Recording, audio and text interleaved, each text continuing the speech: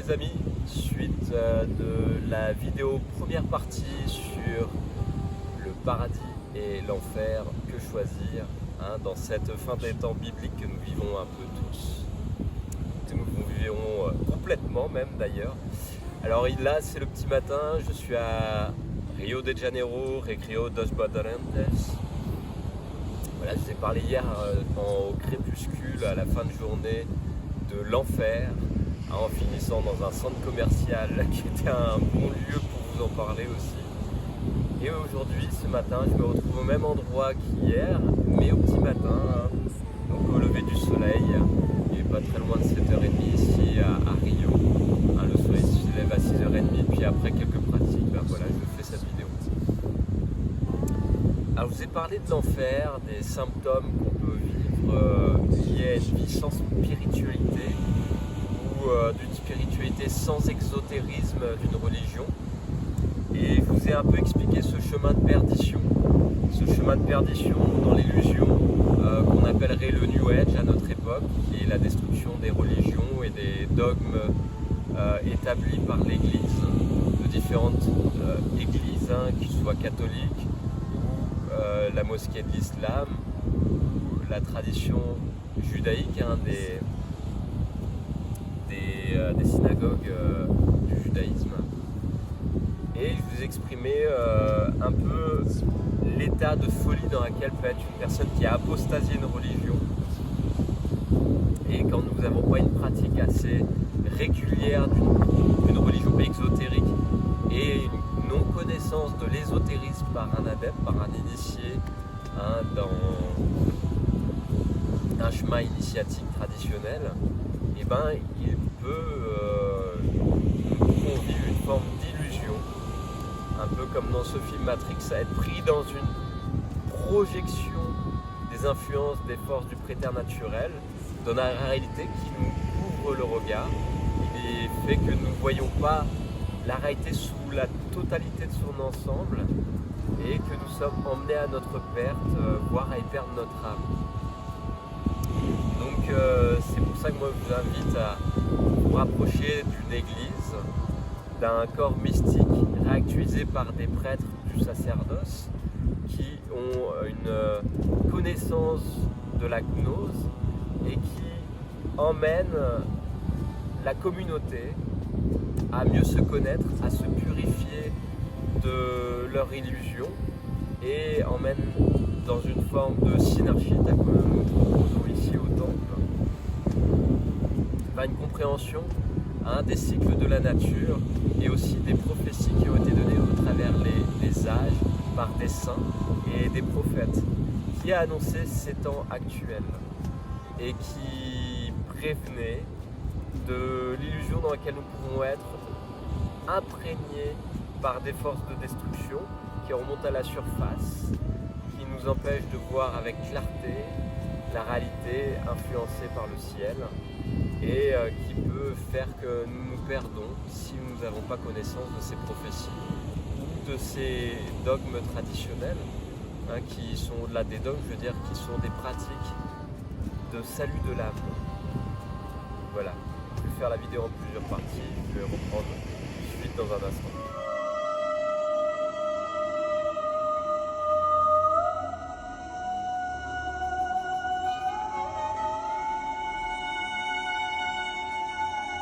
Mara semblait vaincu. Mais en fait, il n'avait pas encore renoncé au combat. Et voilà qu'il attaquait de nouveau.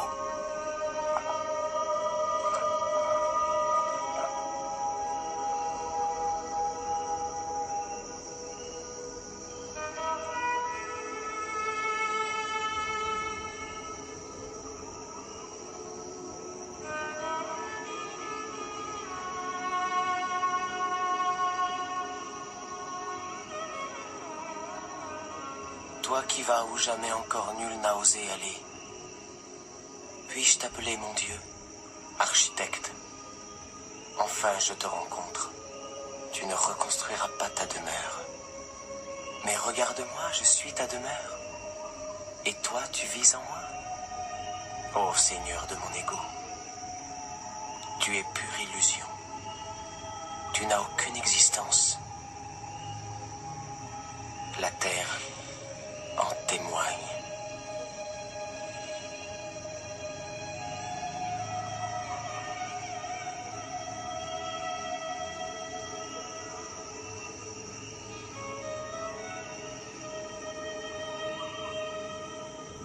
Aujourd'hui, je vais vous parler du paradis.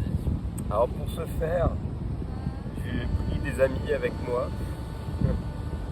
Ici, à Rio, bonjour les oiseaux, ces oiseaux, c'est des vautours. Hein. Ils viennent chasser les forces négatives ici. Il y en a beaucoup dans le coin. Ici, c'est un lieu très tellurique, avec les montagnes, les roches granitiques, et avec les vagues, la houle comme ça qui vient frapper, ça crée des résonances. Et il y a beaucoup de force de la nature, hein, et il y a beaucoup de présence spirituelle aussi. Et au Brésil, j'ai fait connaissance de Nossa Senhora d'Aparacida, qui est la Maria d'ici. Hein. On pourrait la reconnaître comme une Vierge noire. Hein, quand vous connaissez peut-être la Vierge noire à différents lieux saints, hein, de cathédrales ou d'églises dans la France. Et ici nous avons Nossa Maria d'Aparacida, la Senhora d'Aparacida, qui est une icône qui m'accompagne, hein, pour mes pratiques ici, pour les enseignements que je veux donner. Et puis voilà, pour me centrer, hein, parce que nous vivons beaucoup de... Il y a des forces de la nature, il y a des influences spirituelles, et puis plus on travaille un appel de lumière, hein, et on va dire qu'on va attirer plus aussi d'ombre. Ces ombres sont là pour nous renforcer, hein, pour créer un effet de résistance.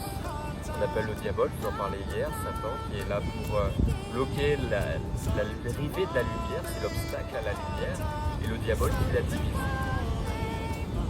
Donc cette fractale, ce prisme qui se met face à la lumière, c'est quoi? C'est notre ego. On donne des enseignements de la gnose dans le temple qui permettent de comprendre c'est quoi cette lumière qui descend du ciel, un peu comme je vais vous parler j'invite à imaginer, c'est un rétroprojecteur qui descend comme ça, la lumière, c'est l'influence divine, le Saint-Esprit qui descend du ciel, et puis il va avoir le monde matériel dans lequel nous vivons. Ce monde matériel est un monde dualiste, hein, où nous expérimentons des influences du céleste qui tourne dans le ciel en spirale, qui donne le mot spiritualité, hein, le cosmos qui tourne. Et ce cosmos, il a une influence. C'est pour ça que dans la gnose, on étudie l'astrologie, hein, qui peut permettre de comprendre ces influences. Et donc ces 12 constellations vont arriver à influencer 12 luminaires, hein, qu'on dit polaires. Ces 9 influences polaires vont influencer après notre système solaire. Dans ce système solaire, nous avons les 2 luminaires, c'est-à-dire le soleil et la lune, et puis les 5 planètes principales au centre. Et tous ces prismes vont apporter une certaine couleur, et notre âme va être influencée dans le monde terrestre, hein, en naissant à une heure particulière, à un jour particulier, à une année, à une époque, et puis dans un lieu, et ce qui va donner une influence astrale. Cette influence astrale, il y a des initiés. Je parlais de cette icône de Marie, qui est l'inverse de hier, je vous parlais de la reine des enfers. Maria, c'est plutôt la reine du ciel, la Marie, hein, dans l'église catholique. Et puis nous avons aussi des saints à travers la pratique, des chemins d'initiation spirituelle dans l'Extrême-Orient. Et j'ai reçu des enseignements, pour ceux qui me connaissent, vous savez, j'ai reçu des enseignements pas en Inde directement, mais des influences de l'Inde. Et aussi du bouddhisme, hein, en étant ici lama dans un temple bouddhiste. Donc pour ceux qui ne me connaissent pas, je suis Nicolas André, hein, je suis lama bouddhiste, c'est mon rôle ici, hein, c'est un rôle comme yogi, c'est un autre rôle, ou cette passion aussi qui m'animait avant de rentrer plus dans un rôle mystique, spirituel, qui est animateur en école de cirque. Donc ça, tous ces rôles-là, ils se composent. Je suis à l'écoute de ce qui m'est demandé subtilement, symboliquement dans la vie spirituelle, et aussi par une influence. Je m'adapte au lieu et puis à ceux qui viennent me voir, qui me demandent de l'aide. Et actuellement, je vous parlais de Nossa Senhora d'Aparecida qui m'aide, cette icône, cette présence spirituelle. Et puis aussi, actuellement, j'étudie Swami Nityananda, qui est un saint, un siddha dans le monde du yoga traditionnel. Qu'est-ce que ça veut dire siddha? C'est un maître spirituel, un enseignant spirituel en Inde. Et c'est une autobiographie, je vous la conseille, j'en suis presque à la moitié, le jeu de la conscience. Et qui m'inspire beaucoup à vous parler du paradis. Excusez-moi, je suis encore un peu dans les restes. Pascal s'est remis plus vite que moi. Nous avons un peu côtoyé des personnes malades sur la Leia Bahia, dont des jeunes enfants qui viennent se faire vacciner. Puis il y a des influences comme ça des cellules. Des influences, des transformations dues à tout ça. Mais ça fait que passer, ça fait que renforcer le système immunitaire, c'est pour ça que ça gratte la gorge, et puis le cœur qui bat, et la respiration un peu profonde et accélérée aussi pour vivre une purification. Donc, cette influence, cette icône et cette vie des saints, vous invite à étudier ces influences. Aussi étudier votre thème au niveau astrologique. Nous donnons ici des accompagnements au niveau de la numérologie qui permettent de comprendre les structures du préternaturel pour mieux s'en libérer, et aussi des enseignements au niveau de l'astrologie, permettent de se mettre en lien avec la lumière des astres du céleste. Et nous donnons aussi des enseignements liés à la vie des saints. On explique aussi cette vision des initiés traditionnels, telle que cette compréhension de René Guénon. René Guénon qui était un saint philosophe, je le considère comme un saint, il n'y en a pas forcément tout ce qui diront que c'est un saint. Et en tout cas, c'est un initié qui permettait de mettre plus de clarté dans sa vie, en comprenant ces chemins traditionnels, exotériques et ésotériques. Donc voilà, je vais faire une autre partie de cette vidéo sur le paradis. Cette vie sur Terre, dualiste, elle est composée d'influences de la voix des ancêtres, du monde du préternaturel, des inframondes, dont je vous parlais hier, et aussi des influences célestes. Ces influences célestes, c'est plus cela dont je vais vous parler aujourd'hui, vont nous emmener à une transformation dans un cadre lié au surnaturel, c'est au-delà des forces naturelles. C'est des forces qui viennent du métaphysique. Et ce métaphysique, nous pouvons l'étudier au travers de la cosmologie, et aussi tout ce qui est lié à la transcendance des religions. Une religion, une science de l'âme composée par des initiés, des sages, et ces mages, les rois mages, qui attendent l'arrivée du Christ. Ces rois mages vont structurer, se creuser, parce qu'une religion, j'ai cette vision de l'alchimie traditionnelle où la religion est un creuset. Un creuset, il y a XP, un sous-symbole, la croix, qui est l'intersection entre la verticalité et l'horizontalité. Donc on peut voir ça dans cette croix chrétienne qui est un symbole très fort. Au milieu, nous avons un P, XP, donc il y a cette vision que c'est l'intersection de la verticalité, c'est-à-dire du monde spirituel et du monde temporel matériel, et qu'entre eux, il y a ce Christ, cette lumière céleste du Saint-Esprit qui vient se fixer, qui emmène en fait la connaissance et aussi la transcendance. Et cette transcendance, elle va nous emmener vers les cieux. Donc, dans une pratique qui nous emmène près des cieux, je tiens à employer aussi un langage subtil qu'on appelle la langue des oiseaux. C'est un langage volatile qui nous emmène dans les jeux de mots, hein, c'est une codification pour voir au-delà du premier sens des mots.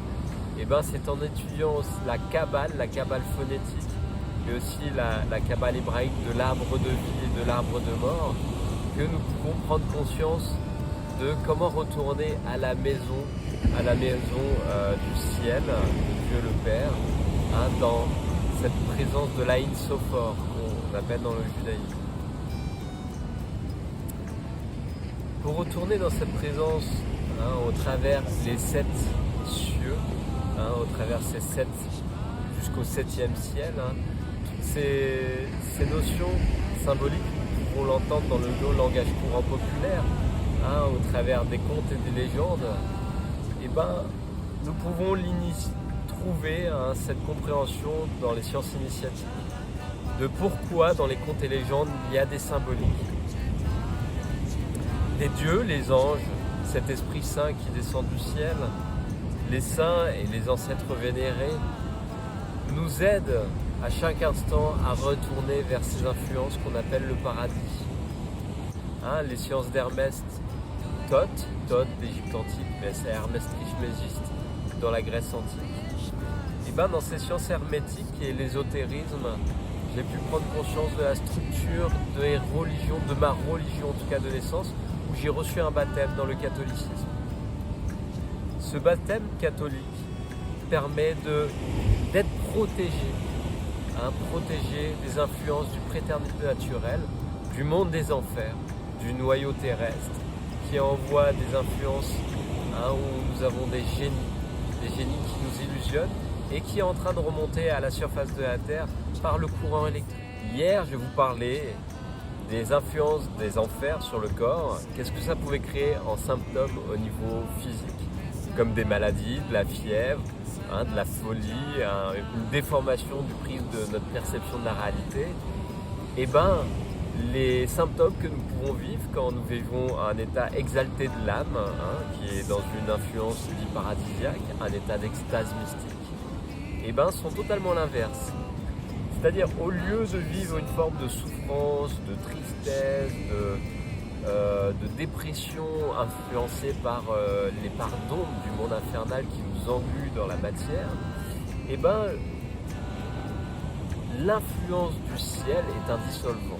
Canaliser le solvant du Saint-Esprit, le Saint-Esprit comme une forme de dissolvant, pour dissoudre, hein, cet engluement de la souffrance, des souffrances qu'on a, des scories en fait en soi. Et à force de travailler, hein, cette pratique spirituelle au travers d'une religion, hein, au travers un ésotérisme voilà, mis en conscience dans la matière, hein, par des pratiques, des études, de plancher sur une compréhension de ces notions mystiques, hein, au travers la gnose, et ben, nous vivons une transformation, une transcendance. Et dans cette transcendance, et ben, les symptômes, hein, de la libération de nos souffrances, ça va être une forme d'extase.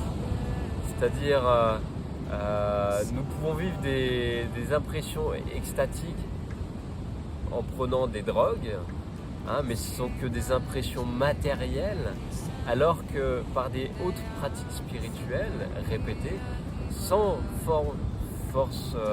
la force des drogues extérieures que nous pouvons vivre, nous pouvons développer en soi c'est au niveau de la perception de la réalité comme une haute définition, hein, au travers des extases. Je ne parlerai pas de mes expériences personnelles parce que ça reste dans un cadre intime, hein, que ce soit dans mes parts d'ombre ou dans mes parts de lumière, mais je vous invite à lire cette vie des saints. Il y a Sainte Thérèse de Newman qui exprimait, voilà, vous en parlez, hein, cette passion du Christ tous les vendredis. Il y a Saint Nicolas de Flux, hein, vous pouvez aussi trouver au travers la vie de différents saints, que ce soit en Orient ou ici en Occident, hein, les descriptions de ces influences paradisiaques sur Terre, hein, dans leurs ascèses. Parce que c'est au travers des ascèses, en fait, au travers la prière, au travers la méditation, au travers la dévotion, que nous pouvons vivre ces états extatiques des hautes influences de l'âme et qu'on peut voir dans l'Extrême-Orient. Dans l'Extrême-Orient, c'est-à-dire de la descente de l'Atma, c'est-à-dire du soi lumineux, hein, en connexion avec l'Atma, c'est-à-dire l'Atman en connexion avec l'Atma. Hein, cette vision indienne de cette haute individualité de l'âme en connexion avec l'unité. Vont retourner à la source de l'influence primaire de Dieu, hein, qui est une forme de bain unifié. Hein, c'est trouver la transcendance, retourner à l'état d'unité. Et voilà ces états qu'on peut vivre au travers les pratiques, hein, de réintégrer une forme céleste par l'appel des forces célestes et retourner dans une forme d'ascension. Nous avons l'ascension de la Vierge et l'ascension du Christ. Hein, c'est deux points très élevés dans la tradition chrétienne catholique qui sont à une époque lumineuse du cycle sur un an par rapport aux phases d'ombre qui sont de la descente à partir de la fête des morts. Hein. Actuellement, nous sommes près du mois d'août. Nous arrivons ici dans le plus bas de l'ombre. Hein, nous avons passé les fêtes où il y avait les feux de la Saint-Jean qui est le solstice d'été. Nous avons vécu ici dans l'hémisphère sud le solstice d'hiver. Donc nous avons passé le cap du jour le plus sombre ici dans l'hémisphère sud et la lumière revient. Hein, on le sent, on était un peu malade, souvent vous êtes un peu malade dans l'hémisphère nord au mois de janvier, février. Donc ces forces de la nature qui reviennent, hein, souvent c'est à partir du 2 février, c'est pour ça qu'il y a la Chandeleur. Nous ça sera le 2 août, hein, après le mois de juillet. Donc ces forces de la lumière reviennent, il y a aussi les forces de la nature qui remontent à la surface du centre terrestre et qui font aussi un appel de force du céleste. Donc toutes ces notions, on les étudie au travers de la gnose et la mise en pratique, hein, au travers des rites qui sont complémentaires au rite de l'exotérisme, hein, qu'on voit dans un principe ésotérique. Donc j'invite à vous rapprocher de centres initiatiques traditionnels guidés par des adeptes qui réactualisent la tradition de votre enfance et qui vous donnent des notions et des pratiques, des rites à vivre qui vous transformeront à vous libérer de ces forces de destruction et de passer le cap au travers une arche de Noé, l'arche de la connaissance. Qui nous mettent une arche, c'est quoi? C'est l'arc entre la terre et le ciel, c'est un pont, hein, une arche. Et c'est au travers de cette arche d'alliance que nous pouvons vivre une forme d'évolution. Hein, au-delà de cet apocalypse, du lever du voile, l'apocalypse veut dire lever des illusions, hein, par la vérité, et de passer l'Armageddon, hein, ces forces de destruction qui vont faire le tri sur terre.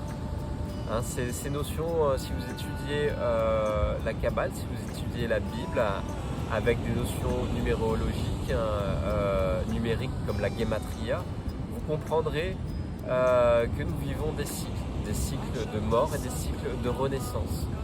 Hein, nous n'étudions pas de la réincarnation dans le bouddhisme, mais plutôt cette compréhension de cycle de renaissance. Donc voilà, je n'aurai pas d'autres informations à vous donner au travers le peu que je connais et je vous invite à faire vos recherches et tous ces termes que j'ai employés, de remonter à la source de tous ces termes et d'étudier dans les écrits traditionnels des textes sacrés et au travers des enseignements de la gnose tels qu'on peut donner ici au temple, de faire au travers ces différentes fleurs, de récolter votre pollen et de faire votre propre miel. Hein, voilà, pour reprendre les paroles d'un ami proche qui l'utilise depuis 2 ans ici sur cette chaîne. Merci pour votre écoute. À bientôt, hein, pour faire des expériences ici, en présentiel à Rio ou à distance chez vous au travers des enseignements que nous pouvons donner à distance. Voilà, à bientôt les amis.